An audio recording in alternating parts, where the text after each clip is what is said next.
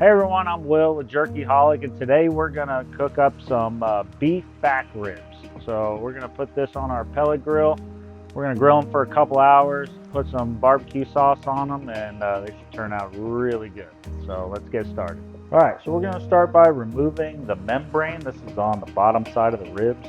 Just use a butter knife to get it up a little bit, and then using a paper towel to get a good grip, just pull it across the ribs.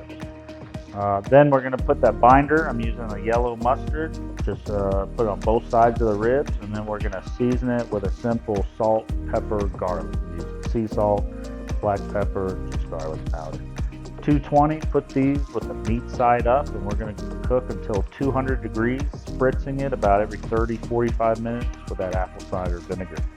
Once you hit that 200, go ahead and mop on some of that Traeger barbecue sauce and then let it cook another 10-20 minutes to set, and that's it. Just slice these into individual ribs and enjoy.